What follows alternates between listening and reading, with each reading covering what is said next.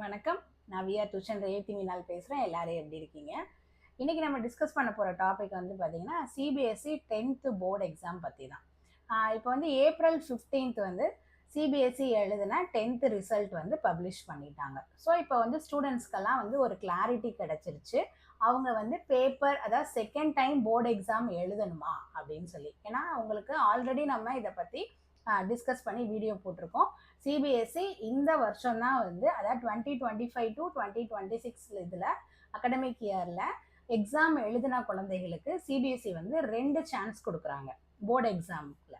அந்த 2 சான்ஸ் அப்படின்றது என்ன மாதிரி அப்படின்னா, இப்போ ஆல்ரெடி அவங்க வந்து பிப்ரவரி மார்ச் அந்த ஃபேஸில் வந்து அவங்க ஒரு தடவை போர்டு எக்ஸாம் எழுதி முடிச்சுட்டாங்க. அதுக்குரிய ரிசல்ட்டும் வந்து பார்த்தீங்கன்னா ஏப்ரல் 15th வந்து பப்ளிஷ் ஆயிடுச்சு. ஸோ இப்போ அந்த ரிசல்ட்டை வச்சு நம்மளுடைய மார்க்கை வச்சு நம்மளே வந்து அனலைஸ் பண்ணிக்கிறோம்.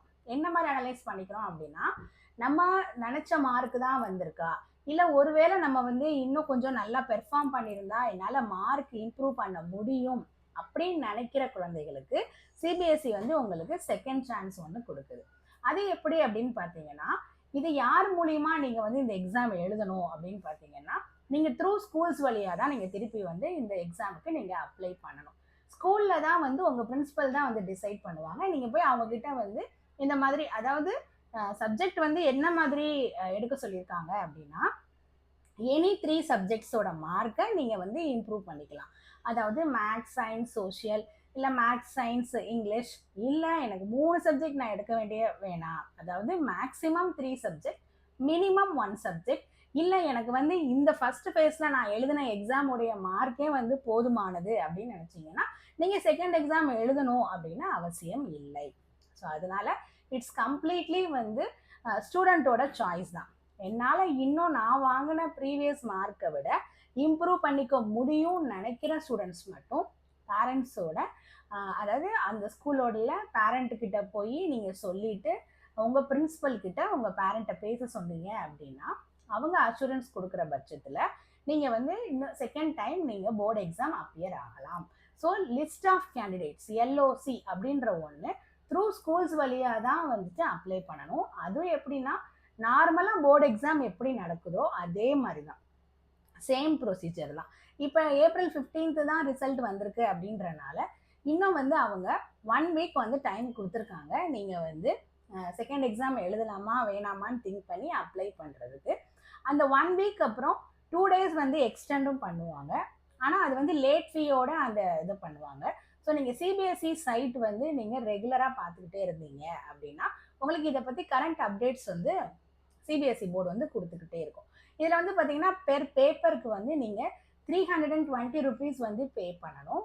ஸோ 3 பேப்பர்ஸ்னால் 320 into 3 இது மாதிரி. இல்லை நான் மினிமம் எனி 2 நான் பண்ணிக்கிறேன், பேப்பர் நான் ப்ரிப்பேர் பண்ணி எழுதிக்கிறேன்னாலும் நோ இஷ்யூஸ்.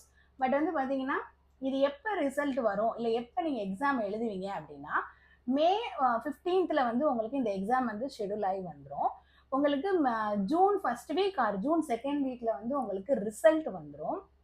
ஸோ நீங்களும் ஆல்ரெடி ஃபேஸ் 1ல் எழுதியிருக்க போர்டு எக்ஸாம் எழுதியிருக்க குழந்தைகளும் எல்லாருமே வந்து ஈக்குவலான ரிசல்ட் தான். மீன்ஸ் எப்படின்னா, உங்கள் எல்லாருக்குமே மார்க் ஷீட்டு, டிசி ப்ரொசீஜர்ஸ் எல்லாமே வந்து பார்த்தீங்கன்னா சேமாக தான் இருக்கும். ஸோ சிபிஎஸ்சி வந்து அதை ஃபாஸ்ட்டாக வந்து அதோட கரெக்ஷன்ஸ், ரிசல்ட் பப்ளிகேஷன்ஸ் எல்லாமே பண்ணிடுவாங்க. இதில் ஒரே ஒரு கன்ஸ்ட்ரெயின் மட்டும் என்ன இருக்குது அப்படின்னா, ஃபேஸ் 1ல் வந்து எழுதியிருக்க குழந்தைகள் மட்டும், அதாவது ஃபேஸ் 1ல் நீங்கள் 5+1 6 சப்ஜெக்ட்ஸ் எழுதியிருப்பீங்க. 5 வந்து உங்களோட கோர் சப்ஜெக்டாக இருக்கும். 6th சப்ஜெக்ட் வந்து அந்த கம்பார்ட்மெண்ட், அதாவது அடிஷ்னல் சப்ஜெக்ட் ஒன்று எழுதியிருப்பீங்க. இதை அந்த 5 சப்ஜெக்ட்ஸுமே நீங்கள் அட்டென்ட் பண்ணியிருந்தா மட்டும்தான் நீங்கள் இந்த ஃபேஸ் 2ல் உங்களுக்கு இம்ப்ரூவ்மெண்ட் பேசிஸில் நீங்கள் வேணும்னா இதே சப்ஜெக்ட், அந்த அவுட் ஆஃப் 5 சப்ஜெக்ட்ஸில் you can choose any 3 subject, ஏதாவது ஒரு 3 சப்ஜெக்டை நீங்கள் சூஸ் பண்ணி உங்களுடைய ஸ்கோரை இம்ப்ரூவ் பண்ணிக்கலாம். ஒருவேளை அந்த 5 சப்ஜெக்டில் நான் வந்து அதை ஆப்சண்ட் ஆகிட்டாலோ, இல்லை அந்த 5 சப்ஜெக்டில் ஏதாவது ஒரு எக்ஸாமில் வந்து ஃபெயில் ஆகிட்டாலோ, அந்த எக்ஸாமை நான் வந்து ஃபேஸ் 2ல் நான் எழுதி அதில் நான் பாஸ் ஆகிக்கிறேன் அப்படின்னா அந்த மாதிரி ஒரு ஆப்ஷன் வந்து சிபிஎஸ்சி கொடுக்கவே இல்லை. அது என்னென்ன ஆயிரும் அப்படின்னா வந்து அது கம்பார்ட்மெண்ட் எக்ஸாம் சொல்லி அந்த ப்ரொசீஜரே வேறு. ஸோ ஜஸ்ட் இது வந்து இந்த எக்ஸாம் எதுக்காக பண்ணியிருக்காங்க அப்படின்னா, நீங்கள் எனி 3 சப்ஜெக்டில் உங்களுடைய ஸ்கோரை இம்ப்ரூவ் பண்ணணும்னு நினைக்கிற குழந்தைகளுக்கு சப்போர்ட் பண்ணுற வகையில் தான் இது பண்ணியிருக்காங்க. இது மாதிரி நாளைக்கும் ஃபர்தராக ஏதாவது ஒரு யூஸ்ஃபுல் எஜுகேஷனல் வீடியோஸோட சந்திக்கலாம். தேங்க்யூ.